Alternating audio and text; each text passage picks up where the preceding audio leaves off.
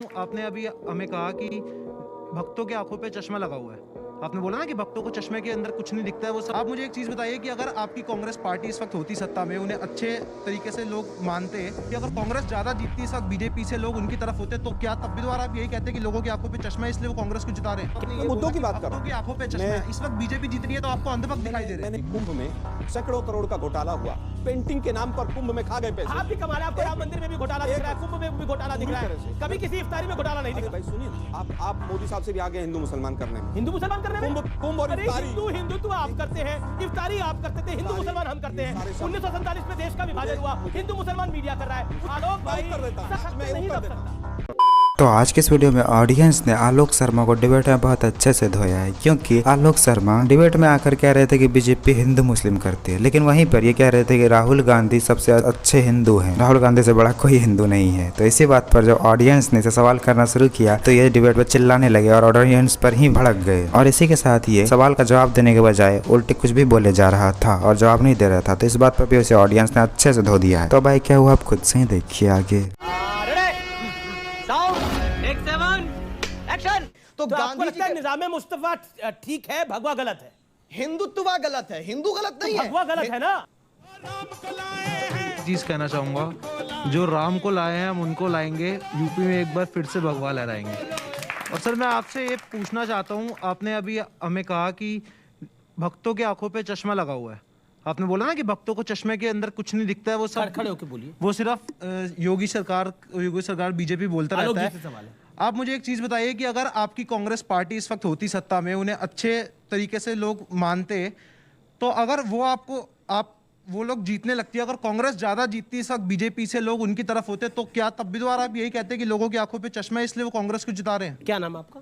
रोहन, ठीक है, रोहन की बात कर रहे हैं। मुद्दों की बात की, कौन जीतता है कौन हारता है उसकी बात नहीं, सजाने से शुरू हुआ मामला। एक मैं मुद्दों की बात कर रहा हूं। की आंखों पे चश्मा है, इस वक्त बीजेपी जीत रही है तो आपको अंधभक्त दिखाई दे रहे हैं। मैंने बीजेपी जीत रही है इसलिए अंधभक्त है ऐसा नहीं कहा मैंने। अंधभक्त एक अलग विषय है जी, उनका भी चश्मा उतर रहा है। मुद्दे की बात पर आते हैं। सजाने की बात आई कि साहब मंदिर सजा दिया, बहुत अच्छी बात है, सजना चाहिए, मंदिर क्यों नहीं सजना चाहिए। लेकिन दुर्भाग्य है कि हाथरस की बेटी की चिता भी सजाई थी इसी सरकार ने, वो भूल गए आप लोग। कोरोना के काल में प्रयागराज के गंगा के किनारे लाखों लाशें भी सजाई थी इसी सरकार ने। आप लोग भूल गए कि क्या हालात यहां पर उत्तराखंड में हुए। तीन मुख्यमंत्री बदले गए कि नहीं सजना चाहिए। नहीं, मैं कब कह रहा हूं, मैंने तो पहले कहा कि सजना चाहिए, आपको शायद सुना ही नहीं। क्योंकि आप बात बार कह रहे हैं ना कि इस तरह की बात हो रही है, इस तरह के नारे लगाए जा रहे हैं। ये नारे बीजेपी नहीं लगा रही, पब्लिक लगा रही है। मंदिर क्यों नहीं सजना चाहिए, मंदिर सजना चाहिए। ठीक है, क्या सजा, मैं अंतिम बात कहना चाहूंगा। छोटा पब्लिक की बात भी जा रहा है। कुंभ का घोटाला इन्हीं की वजह से तो बना है। इन्हीं ने तो कब्जा करवाया था बाबरी मस्जिद पे, इन्हीं शर्मा जी की पार्टी ने। देखिए कब्जा आप लोग पीस पार्टी वाले करते होंगे, हिंदुस्तान में संविधान का कानून है, पीस पार्टी वाले कब्जा। ये भी तो कह रहे हैं कि हिंदू हमसे बड़ा हिंदू कौन है। ये तो लड़ाई चल रही है। ये अफसोस है कि भारत की राजनीति में मुद्दों की नहीं, अच्छा हिंदू और बुरा हिंदू की लड़ाई लड़ रही है। और कांग्रेस जितना अच्छा हिंदू बुरा हिंदू करेगी उतना नुकसान होगा देश का भी और कांग्रेस का भी। और ये याद रख लीजिए, ये देश के लोग जान चुके हैं कि ये दोनों की मैच फिक्सिंग चल रही है कि कौन अच्छा हिंदू है कौन बुरा हिंदू है। ये कह रहे हैं कि आप असल में देश का डैमेज कर रहे हैं ये बात करके। शादाब चौहान, शादाब जी जो कहें कहते रहिए, नाम पार्टी है जी, नाम पीस पार्टी है और क्या क्या करते हैं मैं उस पर नहीं जाना चाहता व्यक्तिगत। इस बार यूपी में आपकी इनसे भी लड़ाई है जी। सुनिए ना, हमारी किसी से लड़ाई नहीं है, हम मुद्दों के साथ। हाँ, तो चुनाव में लड़ाई तो होती है, जाएंगे। हम केवल ये पूछना चाहते हैं, आपकी सीटें पिछली बार कितनी थी? 7, बच गई 5, और ये भी इनको भी इस बार उम्मीद है 7-8 ही आएंगी। तो देखना कौन आगे पीछे होगा। ऐसा है, बीजेपी ने सपा के साथ भी सरकार बनाई, बसपा के साथ भी, आज वो दोनों दुश्मन हैं।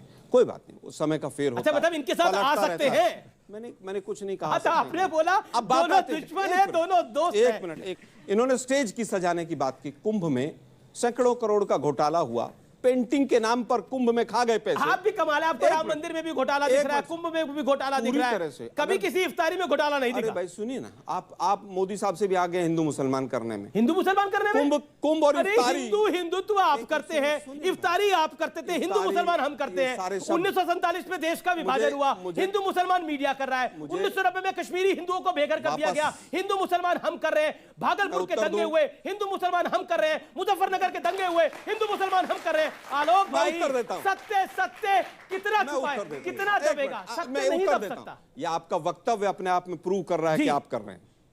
आपकी उत्तेजना कह रही है कि आप कर रहे हैं। उत्तेजना, ये सत्य है। शब्दावली कह रही है कि आप कर रहे हैं। सुधांशु आपकी शब्दावली कह रही है कि आप आलोक जी, अब मैं बोल लूं, बोले से ज्यादा लिखा होता है, लिखे की ऑथेंटिसिटी ज्यादा ना है। ये अयोध्या राइजिंग किताब किसने लिखी है?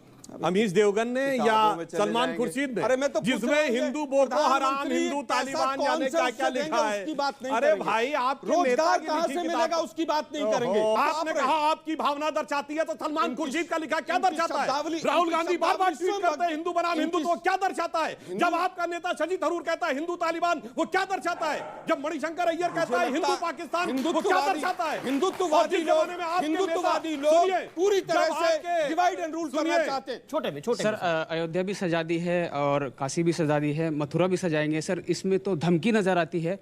अभी आप कह रहे थे कि सजाने में धमकी, सजाने में धमकी, मथुरा भी सजाएंगे, तो सर वो तो इसका मतलब है कि वो धमकी नजर आ रही है। क्योंकि नहीं, एक्सप्लेन करें इसका मतलब क्या? मतलब सर वो जो मस्जिद तोड़ने की बात वहाँ पे चल रही है, तो हम तो यही समझेंगे, डरेंगे सर आगे के भाई मथुरा भी सजाएंगे, तो इसका मतलब यही है। किसी ने तोड़ने की तो बात नहीं, सर बगल में बन रहा बड़ा जाना, ये बयान आते रहते हैं सर, आते रहते हैं बयान। अच्छा, तोड़ने की बात किसने बोली? सर जी, अयोध्या के बाद में नंबर मथुरा का आने वाला। सुप्रीम कोर्ट से बना ना, सुप्रीम कोर्ट से बना है ना सर। अयोध्या में रामलला का मंदिर तो सुप्रीम कोर्ट में से बना 50 साल के केस के बाद। काशी में भी जो किया गया वहाँ मस्जिद तो बरकरार है, नंदी गाय के सामने मस्जिद तो बरकरार है वहाँ पे। सर मस्जिद तोड़ी गई, कैसी बात? सर जी, हम तो इसी बात से डर जाते हैं कि भाई सजने से डर रहे हैं आप। मथुरा भी सजाएंगे सर, वहाँ तोड़ेंगे, तो इसका मतलब चुनाव हुआ गया कि दंगा कराने की पॉलिसी। मैं आपकी बात का सम्मान कर रहा हूँ, मैं बहुत इत्मीनान से पूछ रहा हूँ कि काशी में किसने तोड़ के सजाया है? काशी में तो उसको गंगा के साथ काशी विश्वनाथ मंदिर को जोड़ा गया है। काशी में सजाया है, काशी में सजाइए, जी उसका सम्मान है। लेकिन आगे अगर वो काशी में भव्य मथुरा में डर की बात है। काशी में भव्य कॉरिडोर बना, मस्जिद से कोई छेड़छाड़ नहीं हुई भाई। मथुरा अगर बनेगा तो उसमें किसी मस्जिद से क्या मतलब? दूसरी बात, मगर यह भी कहना चाहता हूं, काशी और मथुरा की दोनों मस्जिदें जो हैं, अगर देखा जाए तो डर का प्रतीक कौन है? डर का प्रतीक तो औरंगजेब के द्वारा बनवाई गई वो चीजें हैं। बेहतर होता कि हम उन चीजों से अपने को अलग कर लेते। और ये मैं नहीं कह रहा हूं, छत्रपति शिवाजी के राजकवि भूषण ने लिखा है कि किस प्रकार से औरंगजेब ने उस जमाने में अत्याचार किए थे और किस प्रकार से उन्होंने काशी और मथुरा में वो किया था। उन्होंने लिखा, कुंभकर्ण असुर अवतारी औरंगजेब, काशी और प्रयाग में दुहाई फेरी रब की, और तोड़े देव देवालय, शहर मोहल्ले के रे लाखों मुसलमान किए, माला तोड़ी सब की, और काशी करबला होती, मथुरा मदीना होती, शिवाजी ना होते तो सुन्नत होती सबकी। अरे डर का प्रतीक तो वो था। बेहतर होता कि आप अपने को उससे अलग करते। जैसे आज कोई नहीं कहता जर्मनी में कि मैं रूडोल्फ हेस, एडोल्फ हिटलर, आइकमैन के साथ खड़ा हूं जिसने नरसंहार किया था। इसलिए उससे अलग करते तो ज्यादा बेटर था। परंतु यहां हम जो कर रहे हैं किसी को डराने के लिए नहीं, भारत की संस्कृति का वैभव। ये लोग हर बार ऑडियंस से अपनी धुलाई करवाते हैं, लेकिन इतना ऑडियंस सुनने के बाद भी ये लोग वही बात करेंगे जो ऑडियंस को पसंद नहीं होता है, और अपने नेता राहुल गांधी को बचाने के लिए ये कुछ भी बोल देते हैं और अपनी कई कई बातों में हमेशा खुद ही फंस जाते हैं। इन लोगों को भी अच्छे से पता होता है कि राहुल गांधी का बचाव करके ये लोग खुद फंसेंगे, लेकिन इन लोगों का मजबूरी है कि ऐसा करना ही पड़ेगा। अगर नहीं करेंगे तो अगले ही दिन ये लोग आउट हो जाएंगे अपनी टीम से। और इन लोगों का हर बार का आदत हो गया है कि ये लोग हमेशा ऑडियंस पर ऐसे ही चिल्लाते हैं, जबकि ये लोग भूल जाते हैं कि ऑडियंस से ही इन्हें वोट मिलता है। खैर, आपको थोड़ा सा वीडियो अच्छा लगा तो वीडियो को लाइक कर दीजिए और ऐसे ही वीडियोस के लिए आप हमारे चैनल को सब्सक्राइब जरूर कर लीजिएगा। हम मिलते हैं बहुत जल्द किसी और वीडियो में।